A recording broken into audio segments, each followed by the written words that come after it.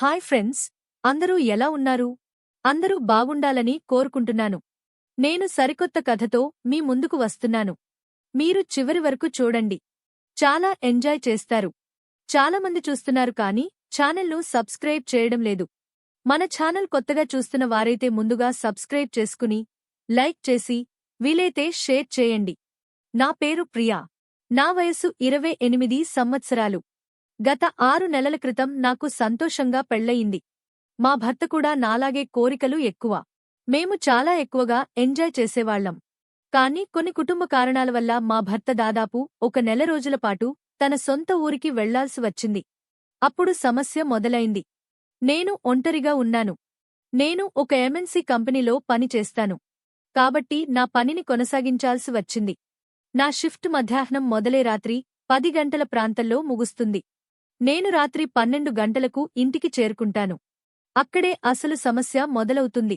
మేము ప్రేమించుకుని, కౌగలించుకుని, ముద్దులు పెట్టుకునే మంచం మీద నేను పడుకున్నప్పుడు నా హార్మోన్లు ఎంతగా మారిపోయాయంటే, వారం రోజులపాటు ప్రతి రాత్రి నా ఒళ్లంతా తడుముకోవాల్సి వస్తుంది.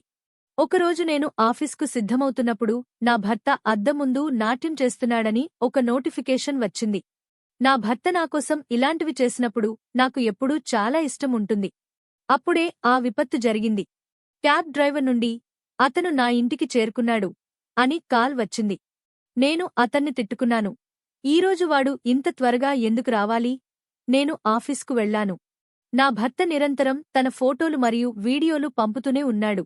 కొంత సమయం తర్వాత నాకు కొద్దిగా ఖాళీ సమయం దొరికింది. వాటిని చూడటం ప్రారంభించాను.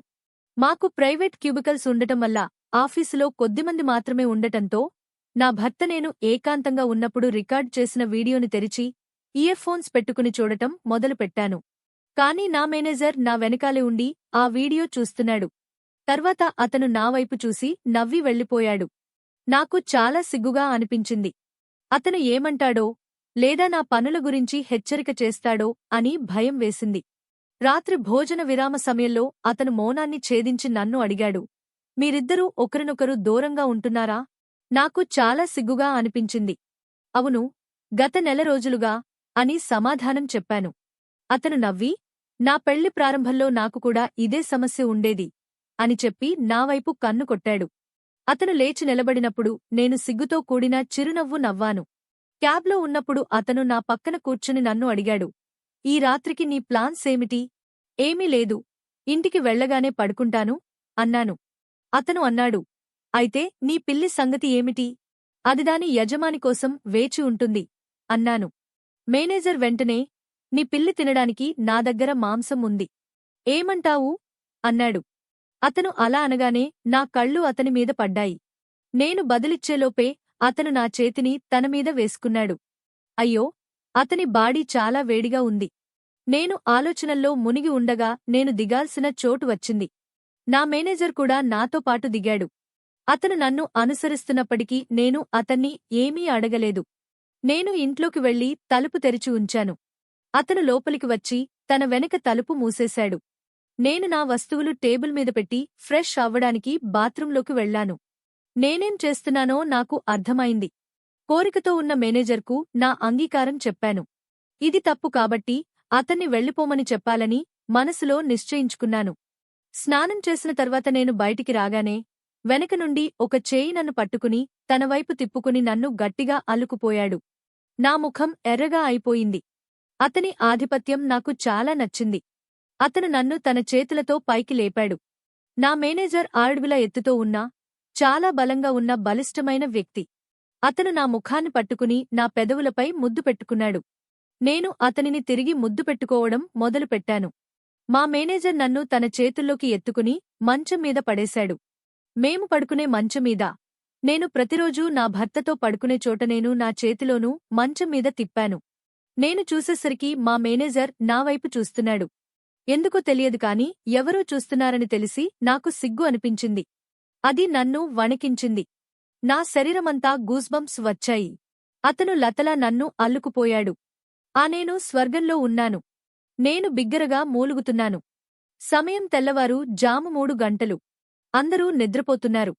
లేకపోతే పొరుగువారు పరుగెత్తుకుంటూ వచ్చి ఉండేవారు. నేను అతని ఆధిపత్యాన్ని ప్రేమించాను, ఆస్వాదించాను. నేను అలాగే పడుకుని నిద్రపోయాను. ఉదయం నా మేనేజర్ నన్ను ఆ రోజు సెలవు తీసుకోమని చెప్పి వెళ్ళిపోయాడు. మరుసటి రోజు ఆఫీస్కు వెళ్ళేటప్పుడు నా గుండె గట్టిగా కొట్టుకుంటోంది. అతన్ని ఎలా ఎదుర్కోవాలో అని గర్వం, భయం, సిగ్గు అన్నీ కలిసిపోయాయి. కాని ఆఫీసు చేరగానే అతను సాధారణంగానే ప్రవర్తించాడు. ఎవరికీ అనుమానం రాకుండా, కేవలం నాకు మాత్రమే అర్థమయ్యేలా చిన్న చిన్న స్మైల్స్ మరియు కన్ను కొట్టడాలతో నన్ను రెచ్చగొట్టాడు. ఆ రాత్రి కూడా అతను నా క్యాబ్లోకి వచ్చి, ఈరోజు నీ పిల్లి ఇంకా ఆకలితో ఉందా? అని అడిగాడు. నేను సిగ్గుతో తల వంచి చిన్నగా నవ్వాను. అతని ఆధిపత్యం, అతని స్పర్శ, అతని వేడి, ఇవన్నీ నాకు అలవాటు అవుతున్నాయి. అతను నా భర్త తిరిగి వచ్చే వరకు నా రాత్రులను నింపేశాడు. నేను రోజుకు ఒక్కసారి కాదు, 2-3 సార్లు కూడా అతని దగ్గరకు వెళ్లి, అతని బలమైన చేతుల్లో కరిగిపోయాను. భర్త తిరిగి వచ్చిన తర్వాత కూడా కొన్ని రోజులు నా మనసు పూర్తిగా అతని వైపే ఉండిపోయింది. నా భర్త నన్ను తాకినప్పుడు కూడా కొన్నిసార్లు మేనేజర్ చేతులు గుర్తుకు వచ్చేవి. ఇప్పుడు నేను ఒక విషయం అర్థం చేసుకున్నాను. కోరికలు ఎంత బలంగా ఉంటే అవి మనల్ని ఎంత దూరం తీసుకెళ్తాయో నా భర్తకు ఇంకా తెలియదు. కానీ నా శరీరం ఇప్పుడు 2 మనుషుల స్పర్శలను కోరుకుంటోంది. మరి ఇక ముందు ఏం జరుగుతుందో అది కాలమే చెప్పాలి. ఈ స్టోరీ నచ్చితే సబ్స్క్రైబ్ చేయడం మర్చిపోవద్దు.